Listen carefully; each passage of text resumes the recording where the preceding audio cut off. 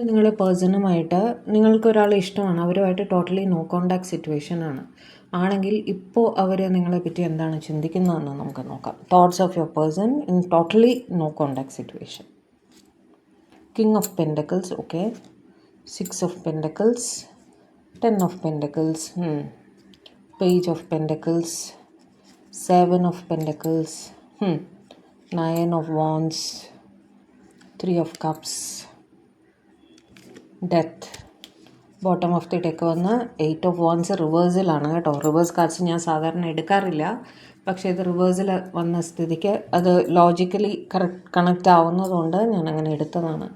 അവർ no കോണ്ടാക്റ്റിലാണെങ്കിൽ no contact situation തുടരുമെന്ന് തന്നെയാണ് കാണുന്നത് കേട്ടോ. കമ്മ്യൂണിക്കേഷനിൽ തൽക്കാലം വരാൻ അവർ ആഗ്രഹിക്കുന്നില്ല എന്ന് തന്നെയാണ്. അവരുടെ റെസ്പോൺസിബിലിറ്റീസിനെ കുറിച്ചും അവരുടെ എസ്പെഷ്യലി അവരുടെ ഫാമിലി പ്രൊട്ടക്റ്റ് ചെയ്യുക. അവിടെ ഒരു തേർഡ് പാർട്ടി സിറ്റുവേഷൻ ഉണ്ട്. നിങ്ങൾ നോ കോണ്ടാക്റ്റിലാണെങ്കിൽ അവിടെ ഒരു തേർഡ് പാർട്ടിയുടെ സാന്നിധ്യം തീർച്ചയായിട്ടും ഉണ്ട്. അത് അവരുടെ കുടുംബമായിരിക്കാം.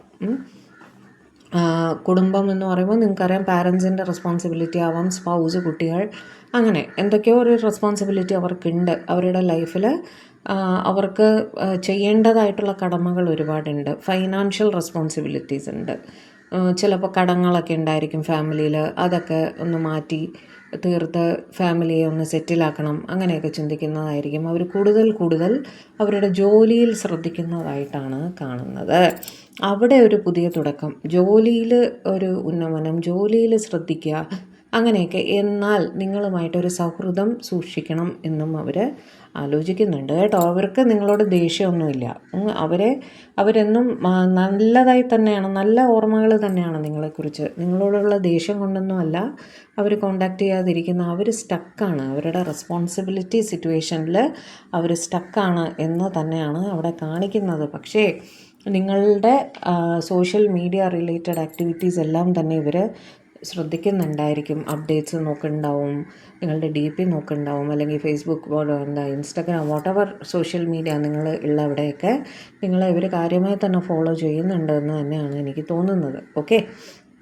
അതേപോലെ വേറെന്താണ്, ഇതെല്ലാം ഇവരുടെ റെസ്പോൺസിബിലിറ്റിക്കെല്ലാം ശേഷം ഒരു പുതിയ തുടക്കം സാധിക്കുമെങ്കിൽ അന്ന് അവർ നിങ്ങളെ കോണ്ടാക്റ്റ് ചെയ്യും. ഓക്കെ.